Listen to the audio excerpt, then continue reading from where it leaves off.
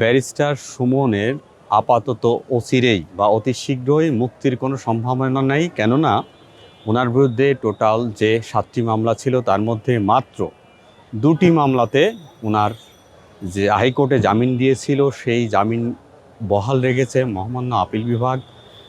এর পরে যে মামলাগুলো হাইকোর্টে আরও 3টি মামলায় জামিন পেয়েছে সেইটার বিরুদ্ধে রাষ্ট্রপক্ষ আপিল বিভাগে ক্রিমিনাল মিসলেনিয়াস পিটিশন ফাইল অর্থাৎ আপিল ফাইল করেছে। সেই আপিল নিষ্পত্তি না হওয়া পর্যন্ত সেই মামলাগুলোর ব্যাপারে চূড়ান্তভাবে বলা যাবে না যে আদতে তার জামিন বহাল থাকবে কি থাকবে না।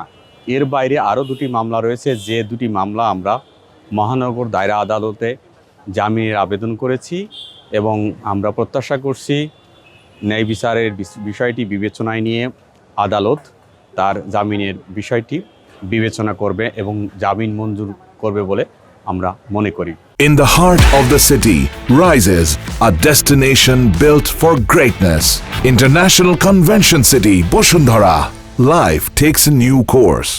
ইতিমধ্যে আপনাদের কাছে এর আগেও বলেছি যে অস্ট্রেলিয়ার যে সিডনি নিউ সাউথ ওয়েলস স্টেটের আপার হাউস, সেটা সিনেটের একজন এমপি ওনার আটকের বিষয়ে, অর্থাৎ দীর্ঘদিন ধরে ওনাকে বেআইনিভাবে যে আটক এবং আনলফুলি যে দীর্ঘ ডিটেনশন, সেই ডিটেনশনের বিষয়ে ওনারা উদ্বেগ জানিয়েছে।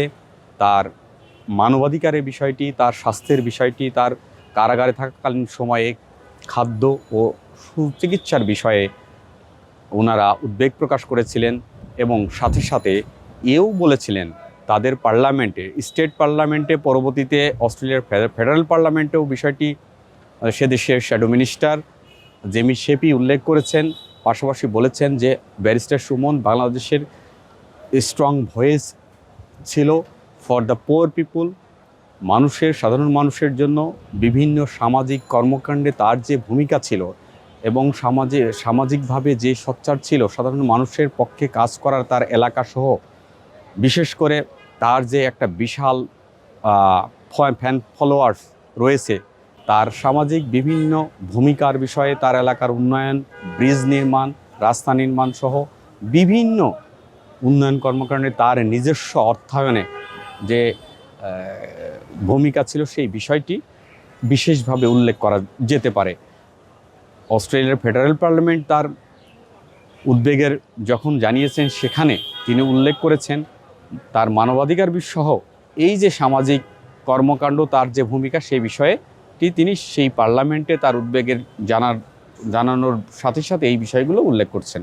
উনি ওনার এলাকার সাধারণ মানুষের কাছে তো খুবই জনপ্রিয়, বিশেষ করে ওনার এলাকায় যারা সাধারণ চা শ্রমিক রয়েছে তাদের জন্য উনি অনেক কাজ করেছেন। বিশেষত চা শ্রমিকরা বৃষ্টির সময়ে সর্বশেষ যে কাজটি আমি দেখেছিলাম যে বৃষ্টির সময়ে তাদের যে রেইনকোট, হাজার হাজার সাধারণ চা শ্রমিকদের উনি রেইনকোট দিয়েছিলেন এবং তাদের যে তার বিষয়ে যে মনোভাব, তাদের যে আবেগ, ব্যারিস্টার সুমনের প্রতি ভালোবাসা, সেটা অনন্য। আজকে প্রতিনিয়ত যে অন্যায়, নির্যাতন, যে অপরাধ, হত্যা, ধর্ষণ বা সামাজিক অপকর্ম বা অপরাধ হচ্ছে, সেই অপরাধগুলো যে প্রতিনিয়ত হচ্ছে, আজকে ব্যারিস্টার সুমন যদি বাইরে থাকতো তাহলে ডেফিনেটলি সে এই বিষয়গুলোর বিষয়ে সোচ্চার থাকতো এবং সে যাতে এই সমস্ত অপকর্ম, অন্যায় এবং ক্ষমতার অপব্যবহারের বিষয়ে জনগণের সামনে তুলে ধরতে না পারে, কথা বলতে না পারে, সেজন্যই তাকে অন্যায়ভাবে আটক রাখা হয়েছে।